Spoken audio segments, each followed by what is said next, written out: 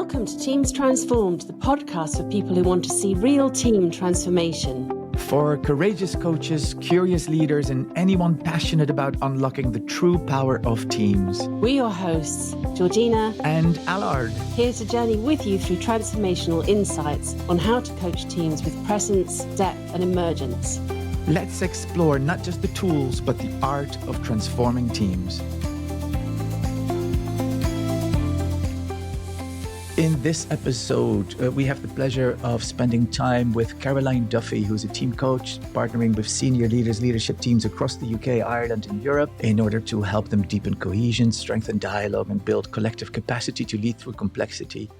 Caroline has a background spanning 30 years in leadership development, organizational dynamics, and experiential coaching. She is a graduate of the Team Coaching Studio diploma and is a member of the Team Coaching Studio faculty and is currently completing her diploma in coaching supervision. In the conversation with her, we'll be a traveling light through this messy but never dull landscape of team coaching, where even the best agendas can stop working and where we pierce through the illusion of predictability together. Hope you enjoy it. Caroline, it's good to see you. Hey, Allard. Hey, Georgina. Lovely to be here. Hi, Caroline. Thank you so much for joining us today. I'm really looking forward to getting into this exploration conversation together. Yeah, me too. I'm excited. Yeah. So tell us everything you were going to tell us. What do you have prepared? Very little. You told me it was a conversation, just a chat. It is. It's an emergent conversation. Exactly, in true TCS style. Yeah, that shouldn't come as a surprise to anyone who is in the habit of listening to this podcast, I think. Yeah, by now. yeah. But you know what we're interested in, Caroline, is an exploration into moments of emergence in order to bring it to life for people, that there's many different ways that these moments happen and many different forms of bringing it about, and to make it more real. So that's what we'd love to explore with you. Maybe there's a time you can tell us about where there was a moment of emergence, a moment when something unexpected happened or something shifted that stuck in your mind as a memorable moment. Or was there ever a moment when nothing unexpected happened? Lots of those. Yeah, so there's one that comes to mind, and do you know what?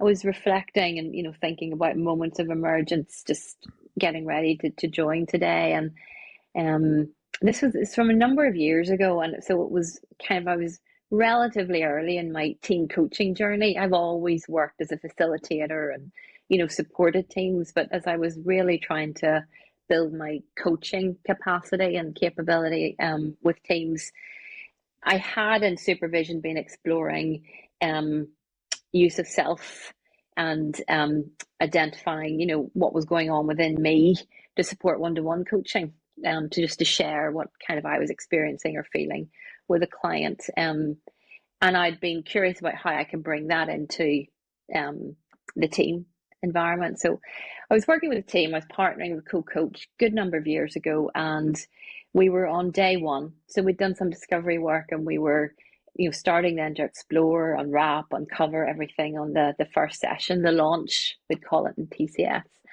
And we were moving into the day. It was late morning, heading for lunch, and the team were working on something and talking through something that had come up in the discovery for them. And I remember I was sitting there and I could feel myself starting to get really frustrated. And I could feel it in my stomach. It was like a real frustration. I could see the team. I felt like there was an energy across the team, a real frustration. And I kind of sat with it for a while and I wasn't quite sure what to do with it. I was like, maybe it's just me. Just in terms of maybe people are getting bored or they're ready for their lunch, whatever it is. And I thought, you know what? I'm experimenting with this as a coach. So this is emerging. So I'm going to see what happens with it. So I just shared and offered into the room. So I'm feeling a bit of tension and frustration in my stomach, and I'm feeling a bit restless. And I'm wondering how that lands. Anybody else feel that? And I remember, I think it was a bit clunky. It mightn't have been as fluent is what I've just said there. It was a wee bit clunky, and I was a bit nervous about sharing it. And I said it, and there was a bit of silence for a few moments, and then people went, "Yeah, I'm really frustrated too. I feel we're slow, we're spinning."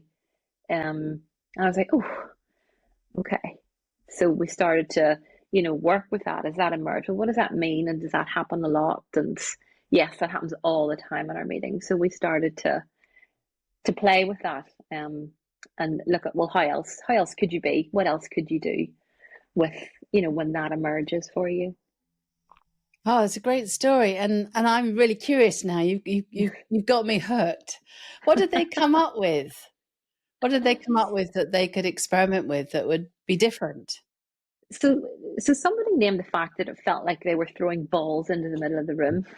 Oh. And nothing was happening with them. So we were kind of sitting in a circle, we'd taken desks away.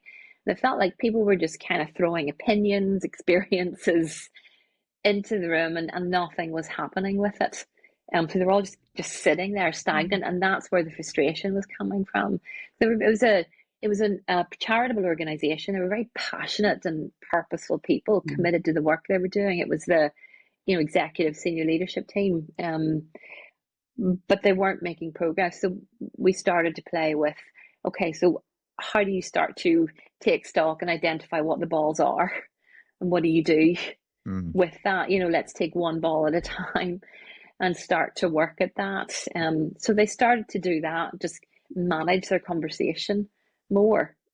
So skills they already had, they would use, in terms of analyzing information, working it through, but just hadn't brought that into how they were together, their experience of being together as a team. Yeah, listening to you, I'm struck there, the power of that metaphor about throwing balls into the center of the room, and how that metaphor became the way that they decided to operate differently. It became part of the language. And I guess, that could never have been planned in up front. The language just appeared.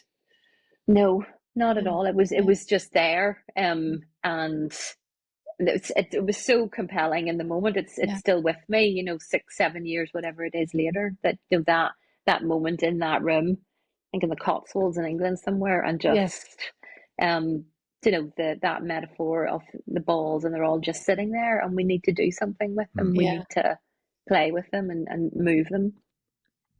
I agree with Georgina. It's a great story, and one wants to know more about what happened. But I want to go back in time a little bit further, because at the outset of the story, Caroline, you said that you'd done some facilitative work, right? Some facilitation before you transitioned, or before you took on team coaching as another kind of discipline or way of intervening with teams. And I wonder, is this a possible question to answer or not? But imagine what would the facilitator of a few years ago, what would the facilitator you have done in that same situation, as you're so you're working with a team, adopting a facilitative stance, and you're starting to feel that frustration inside yourself. What would have been different a few years ago?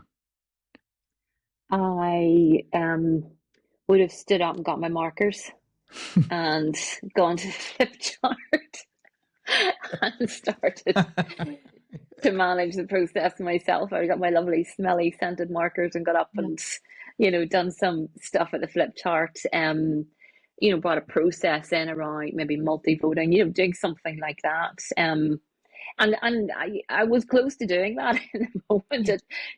There was a bit of a choice point for me. What do I do here? I know that I want to experiment going in a different direction to what I've done. And so let's see where the team is with that and what they do with it. And it worked. So there was huge learning for me there, in terms of when I worked in that different way, the depth of learning and energy it brought to the team. So. Yeah.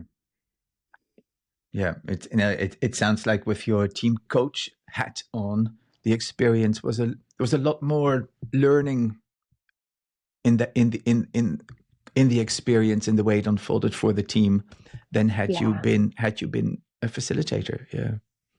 Yeah, and that was something that I'd been aware of and was trying to grasp a hold of for a couple of years at that point, how you make that transition from facilitator into coach. So I had a background in consulting, facilitating, but was very aware just in work I'd done with teams over the years that there comes a point when the best agendas just don't work.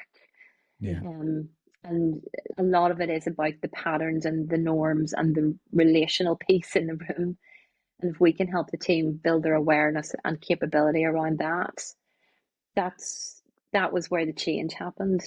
And so I was kind of at a point in my journey that I knew I had to let go and take a bit of a jump. And that for me was a really important moment in that journey. So Caroline, I'd love to play back some bits that I heard in what you were saying there and to see if that's capturing the essence of it. I'm hearing something about a choice point and an intent. And we started this really, the energy for doing something came from frustration. This frustration you were sitting with. And Al's fantastic question you responded to as you would have got the flip chart and those lovely smelly pens to move something forward. And so that strikes me as still a good option if the goal is to get a piece of work done, to get something concluded or move it forward. But you took a different direction, which was to heighten awareness and relational awareness and awareness of what was happening in the here and now. And it sounded like that gave the team opportunity to learn about how they interact and how they move through stuckness together, how they get unstuck together. And when that happens, that has the opportunity to create sustainable change, because they don't need you to go and unstick them in the future. They can unstick themselves. Did I understand that? Yeah, absolutely. I don't think I was so totally conscious of it as I would be now in terms of the process of helping the team own their own process.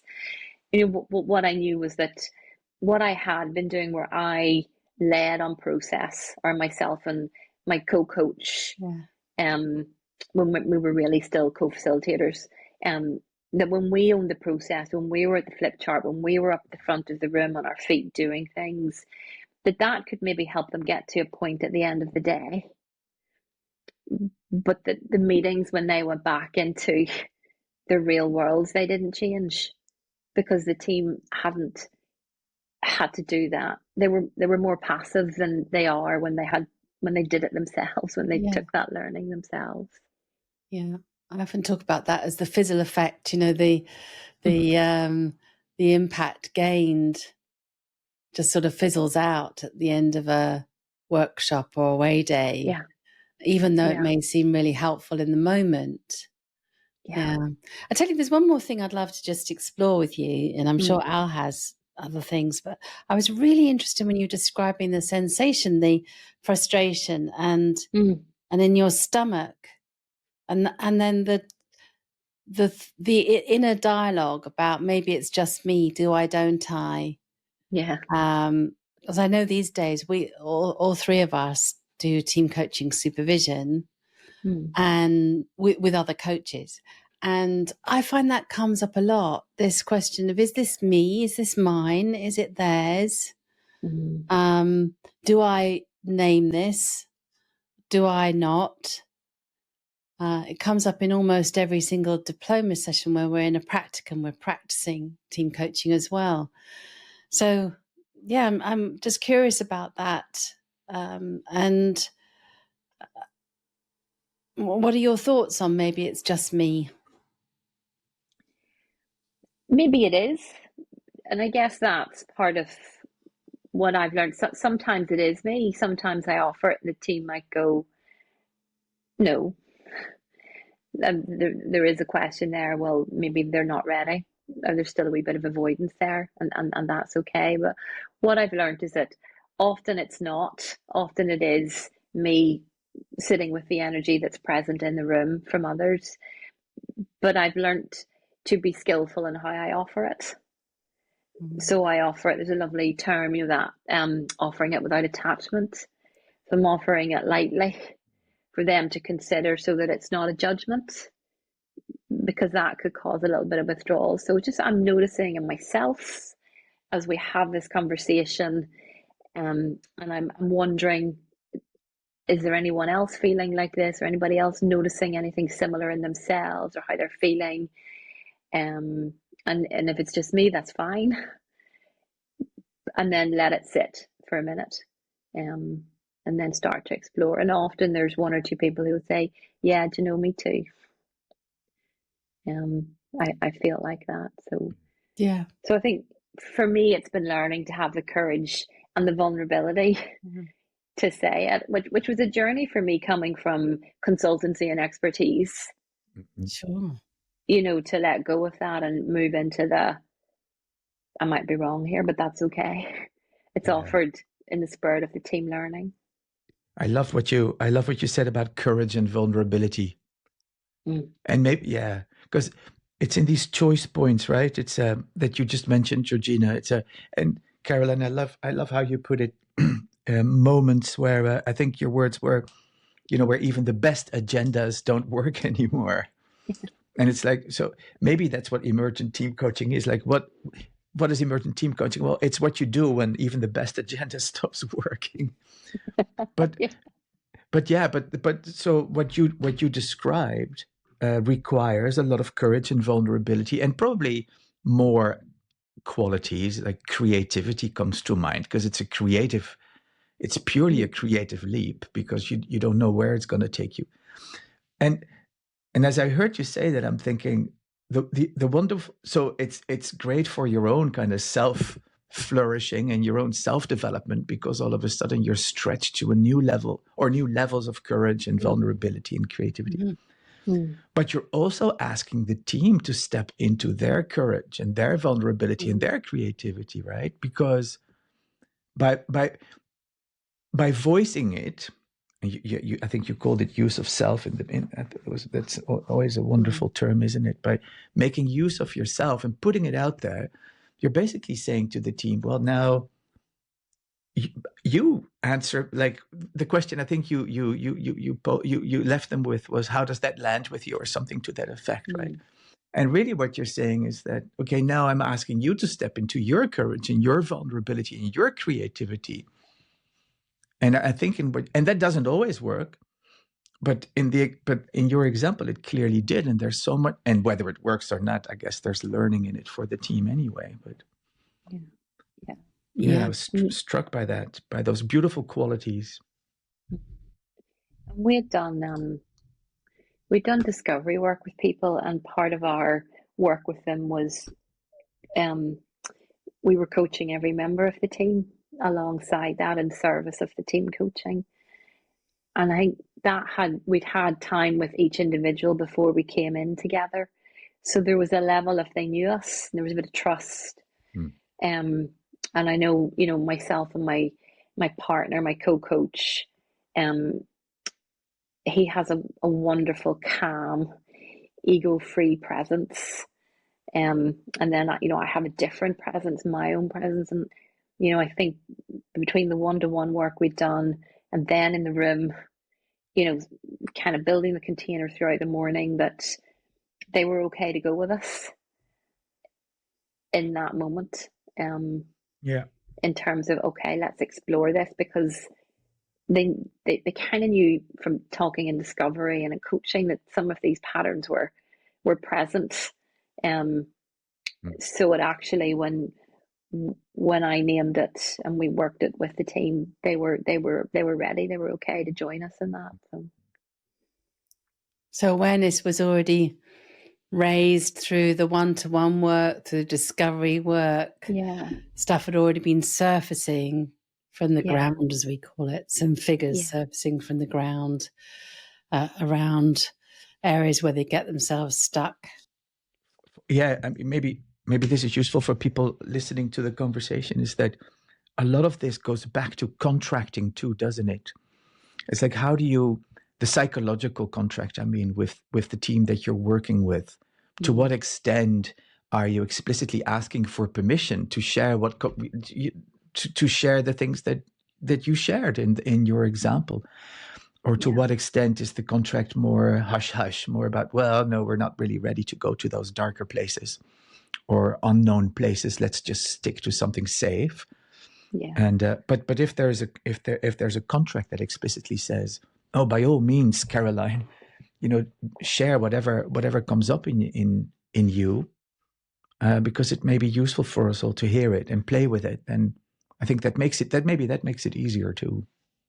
Yeah, and their requests had been, through, early initial calls and conversations with them as a team, and then through one-to-ones, and then into, the early piece of the morning's work was, we need a bit of provocation because we need to learn, because we need, we've a lot we need to do this year. Yeah. There's a lot of change coming around our funding and our structures.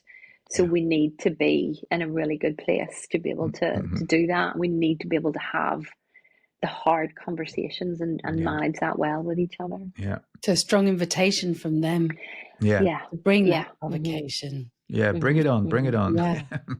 Which really helps. Yeah. And there's still something for me further to, if it's all right, to unpack around this notion of choice points. Because I think I have a feeling that's going to come back, that comes up for a lot of team coaches out there. Because so when a sensation arises in you, or when you become aware of something, or when that happens to one team member or another, the choice is, I'm going to ignore it or embrace it, right? And if I ignore it, it may be, as Georgina pointed out earlier, I'm going to ignore it because we've got stuff to do and we don't have time, or this may not be the right moment. But I love this notion of embracing it, even if it's messily, because ignoring it is not going to lead to new learning, but embracing it is going to, or stepping into it. Well, you really stepped into it, didn't you? Stepping into it leads to, I think there's more opportunity for increasing team effectiveness that way than by, what's the expression? Shoving it under the carpet or something. Yeah. And, there's also something for me in that, Al, which is about, another choice point is when you may choose to share. And again, I think that's something I've kind of learned over the years, which is, sometimes I'll just step into it in that moment as it emerges, which I did in that instance. There've been other times when I've, either on my own or with a co-coach partner, we've said maybe the team's not ready or mature enough yet. Yeah. So maybe we let that, just see how that plays out over, a few hours, or over the day. And, if it keeps presenting, we'll let's come to it. Let's step in, time, but let's get the container maybe a wee bit more established before we jump into something. So. And what might be an indication for you and your co-coaching partner that the teams might not be ready or mature enough yet? Sometimes it's, sometimes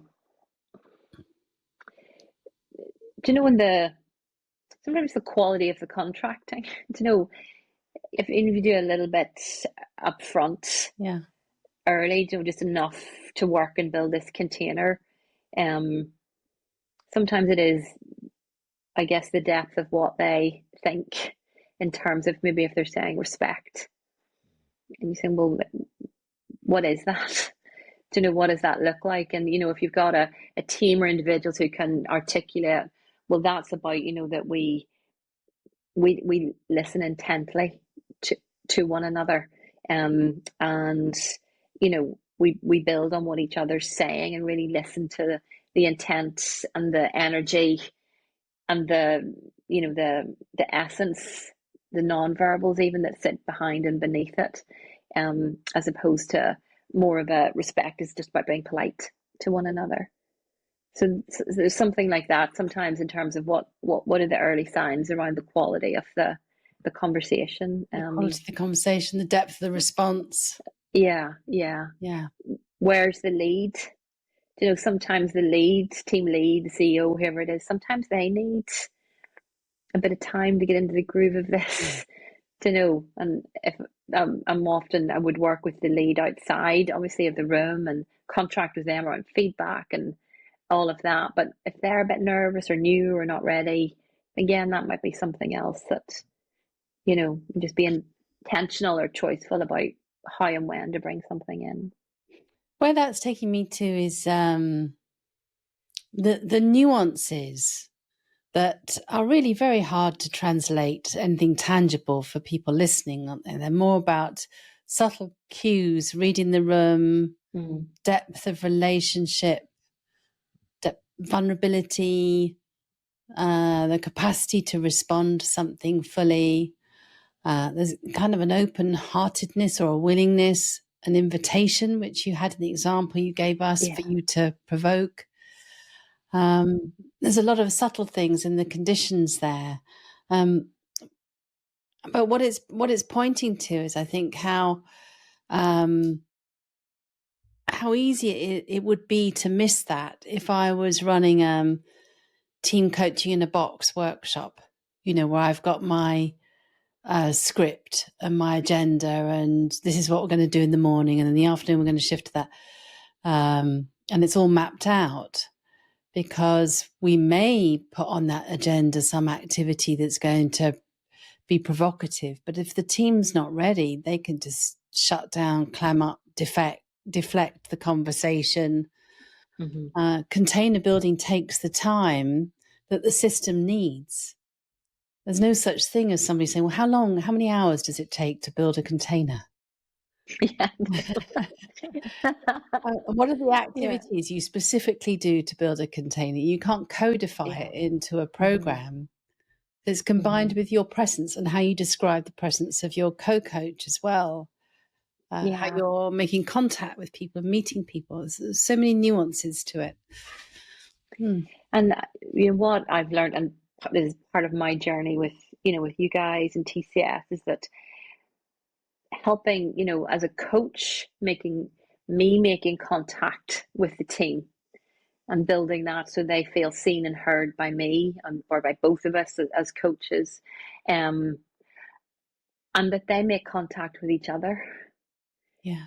And even just pair work up front with questions that I maybe do that morning or the night before, coming from what I've heard in discovery. I think this might be helpful for them to have this kind of a conversation, that all of that, helping that contact to happen helps create the container that allows the work to take place.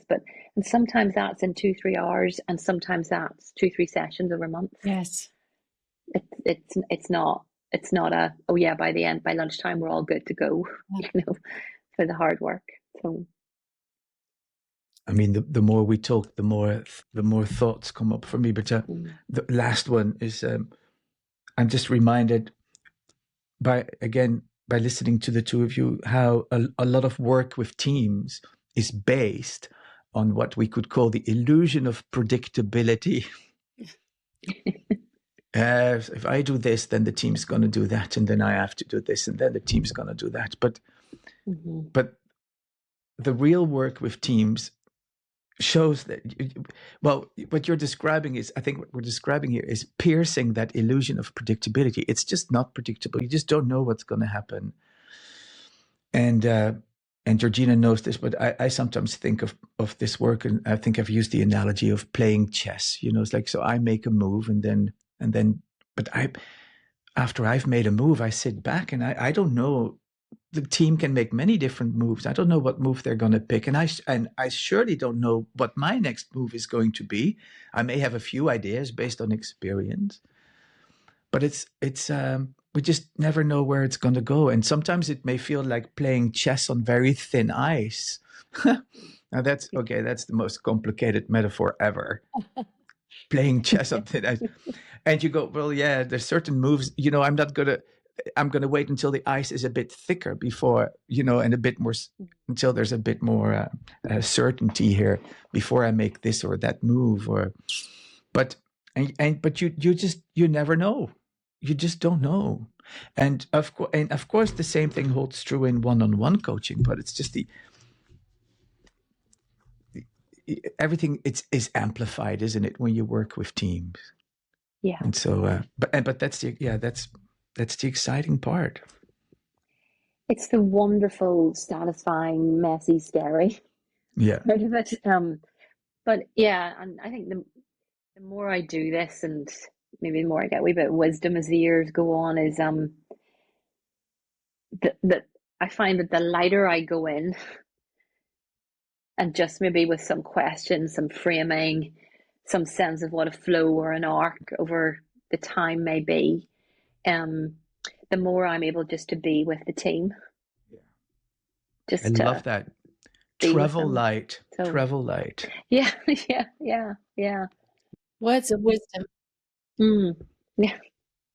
Caroline, thank you. It's been a very enriching conversation. So much in there, and in just half an hour, you've brought something to life, but in a real simple way that shows it's less about the exercise that you're doing, more about building the container and having the courage to name what you're experiencing, and sharing some of the conditions, I think, that support that, and the journey that you've been on yourself. And so it continues, doesn't it? We'll have another conversation in a few years' time and have more about ourselves. Yeah. What is it? The more I learn, the more I know I have to learn, isn't that it? So, yeah. Yeah, thank you, Caroline. It's been lovely. Thank you for having me on. Really good. Hope to see you again in the near future. Yeah, thank you. I've really enjoyed it. Bye for now, everyone.